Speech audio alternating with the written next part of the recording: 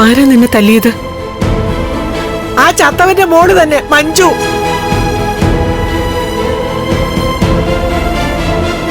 ലേഖയ്ക്കും മഞ്ജുവിനും ഒക്കെ നിന്നോട് ഭയങ്കര ദേഷ്യ. അതുകൊണ്ട് ഈ സമയത്ത് നീ അങ്ങോട്ടൊന്നും പോവാതിരിക്കുന്നത് നല്ലത്. മോൾക്കൊരു ജീവിതം വേണ്ടേ മോഹിനി? മോൾ ഒരു കുഞ്ഞിനെ പ്രസവിക്കാൻ തയ്യാറെടുത്തോണ്ടിരിക്കുക. ആ നേരത്തെ അച്ഛനില്ലാത്ത ഒരു കുഞ്ഞിനെ പ്രസവിക്കാതിരിക്കാൻ വേണ്ടിട്ട് മോൾ ഉണ്ണിക്കൊപ്പം ജീവിക്കണമെന്നാ ഞാൻ ഏതു നേരം ഈ പറഞ്ഞോണ്ടിരിക്കുന്നത്. അതിനു വേണ്ടിട്ടാ നിന്റെ മോളെ കാണാൻ എന്റെ കുഞ്ഞ് ആശുപത്രിയിലേക്ക് പോയത്. കണ്ണന്റെ വീട്ടിലേക്ക് എന്റെ മോളെ തിരിച്ചു കയറ്റണമെന്ന് പറയാൻ അല്ലേ മോളെ? പ്രസവം വരെ ഇവൾ ഇവിടെ നിൽക്കുന്ന അമ്മയെ നല്ലത്. ഇവിടെ നിന്നാൽ അങ്ങനെ അങ്ങ് നിന്നു പോവും. പിന്നെ നിന്റെ ഇളയ മരുമകൻ ഇവിടെ വന്ന് വിളിക്കത്തൊന്നുമില്ല. അവൻ അങ്ങനത്തെ ഒരു സ്വഭാവക്കാരനാ. അവന്റെ ഭാര്യയും കുഞ്ഞിനെയും കാണാൻ അവന് താല്പര്യമില്ലെങ്കിൽ അങ്ങനെ ഒരുത്തനുമായി ജീവിക്കുന്നതിൽ എന്തെങ്കിലും അർത്ഥമുണ്ടോ അമ്മേ? എന്ന് വെച്ചാ നിന്റെ മൂത്ത മോള് ഭർത്താവും കുഞ്ഞും കുടുംബവും ഒക്കെ ആയിട്ട് ജീവിക്കുമ്പോ എന്റെ മോക്ക് ഭർത്താവും പാടില്ല അല്ലേ? ഞാൻ അതൊന്നും ഉദ്ദേശിച്ചു പറഞ്ഞതല്ല മോഹിനി. നിന്നോട് കണ്ണന് വലിയ സ്നേഹമല്ലേ? അവനോടൊന്ന് പറ മോളുടെ കാര്യം ഒന്ന് പരിഗണിക്കാൻ. മോളിനി അവിടെ ചെന്ന് കഴിഞ്ഞാൽ പഴയ സ്വഭാവം ഒന്നും എടുക്കത്തില്ല. വളരെ ശാന്തമായിട്ട് ജീവിച്ചോളും. കണ്ണൻ അങ്ങനെ ഒരു ഉറപ്പ് കൊടുക്കാൻ എനിക്ക് പറ്റില്ല. ഇവൾക്ക് അങ്ങനെ അത്ര പെട്ടെന്നൊന്നും നന്നാവാൻ പറ്റില്ലമ്മേ.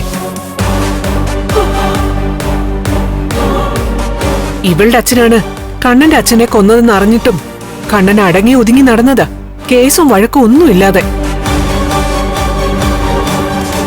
എന്നിട്ട് ഇവളെന്താ ചെയ്തത്? പാവമായി നടിച്ചിട്ട് ലക്ഷ്മി മോളെ സ്റ്റെപ്പിന്ന് തള്ളി താഴെയിട്ടില്ലേ? അതുകൊണ്ടല്ലേ കണ്ണൻ ഇവളുടെ അച്ഛനെയും ആ വാമദേവനെയും കോടതി കയറ്റിയത്? ആ സമയത്ത് എന്നെ അമ്മയുടെ മോള് കഷ്ടപ്പെടുത്തിയ കാര്യങ്ങള് അമ്മ എന്താ പറയാത്തത്? ജോലിയൊന്നും ചെയ്യാത്ത എന്നെ കൊണ്ടാ ഒരു വീട്ടിലെ പണി മുഴുവനും അവളെ എടുപ്പിച്ചത്. അതുകൊണ്ട് നിനക്ക് നഷ്ടമൊന്നും വരില്ലായിരുന്നല്ലോ.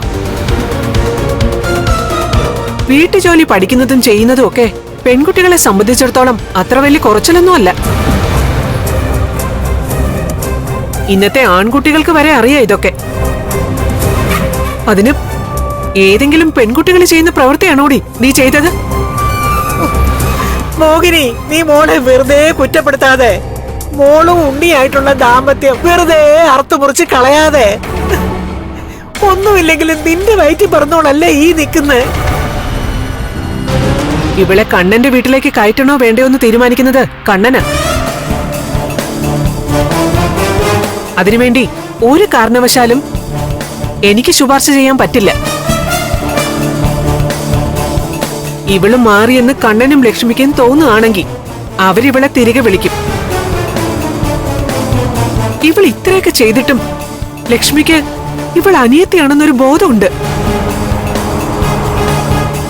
അതുകൊണ്ട് ഇവളുടെ അച്ഛനെയും വാമദേവനെയും കോടതി കയറ്റിയപ്പോ ഇവളെ ഒന്നും ചെയ്യരുതെന്ന് ലക്ഷ്മി കണ്ണനോട് പറഞ്ഞത്.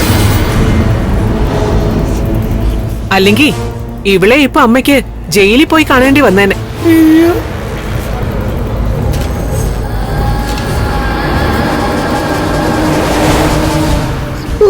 എന്റെ അമ്മോ, അവൾ അവളുടെ വേദാന്ത ക്ലാസ് നടത്തിയിട്ട് പോയി. പക്ഷേ മോളെ, ഇത് മോളുടെ ജീവിതമാ. ഒരു കാരണവശാലും മോൾ ഇവിടെ ഉറച്ചു നിൽക്കരുത്.